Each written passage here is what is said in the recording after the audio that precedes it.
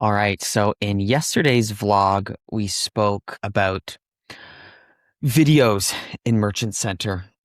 And today I want to talk about images because images are changing quite a bit in Merchant Center. They just announced a couple big things, one being image size, right? What is it? Starting January 2027, the minimum image size needs to be 500 by 500 up to what they're recommending we do 1500 by 1500 pixels, which poses an interesting question on my end, at least, where I import my images from the websites, right? So I use about 5 images per product. I always use the additional image field, which I recommend everybody also do to map in additional images. Use image 1, 2, 3, 4, 5. That way, when someone hovers over, they see it. But I import them from the PDP page. Now, if we increase the pixel size, will it slow down the website? Now, I just had a little back and forth with somebody online on LinkedIn when I posted this, and they reassured me a very important thing where pixel size doesn't really matter. It's the compression quality of the image. So you can have a 15 by 1500 by 1500 pixel image as long as it's compressed properly. And he gave the example, if you have a 500 by 500 pixel image that's compressed poorly, it will slow down the website more than a well-compressed 1500 by 1500 image. So I'm going to be digging into that soon. But I wanted to also talk about this new field, lifestyle image, and what I'm going to be doing with that, because similar to video and how I'm going to be using my lookup tables to set, videos at the item ID level and product type level, right? So you can have multiple videos associated to a product and have them assigned in multiple ways based off their criteria. We can also do this with lifestyle images. So I'm going to be doing the same thing. I'm going to be doing a lookup table for, I'll give you an example. Patio umbrellas. I have a client that sells high-end patio umbrellas. So I'm going to have a lookup table for lifestyle images associating to product type. So all the cantilever umbrellas, here's a lifestyle image. All the tilt umbrellas, here's a couple lifestyle images.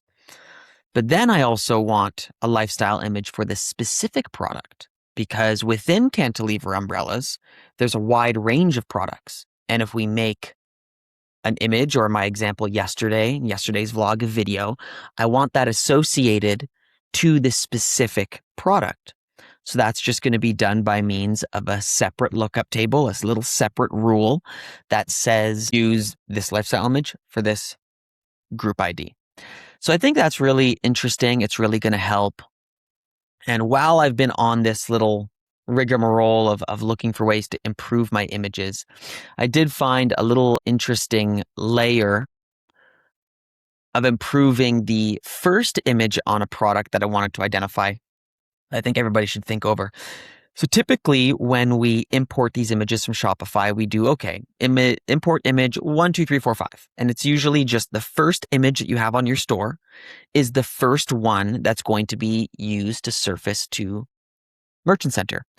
But it's not always the best image. And I'll give you an example of one little group that needed the second image and how I mapped it for me to use the second image on this one group and not the rest of them. So back to the patio umbrella example, we have tilt umbrellas. Now, tilt umbrella is a patio umbrella that tilts, right? Tilts on the side so you can tilt it, as opposed to a regular, what's called a market umbrella that doesn't tilt.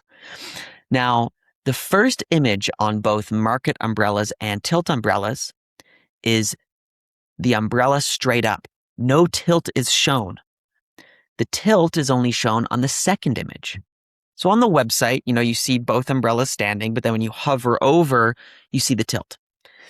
Now, in Merchant Center, I think it's a better experience to have the tilt show as the primary image. If somebody types in tilt umbrella, I don't want them to have to click into it, see the various images to see that it is a tilt. I want that tilt to show on Merchant Center.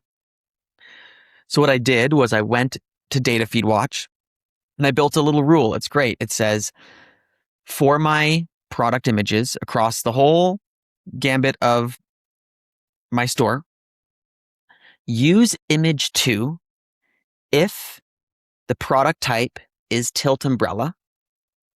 And if not, use my regular product image rule, which is set somewhere else that says use image 1 for product images.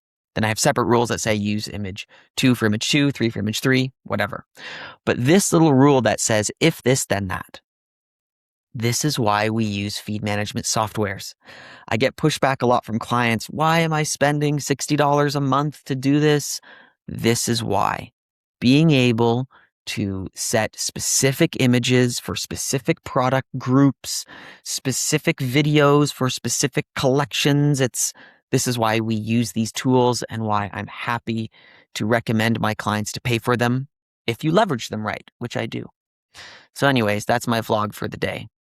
And yeah, I think this channel is shaping into a vlog. I know I called it the Indie PPC podcast because at one point I wanted to make it like a formal podcast, which I hated doing. So I kind of like these just like off the cuff vlog videos that nobody really watches, but I don't really care. I like making them. So yeah, all right. See you next time.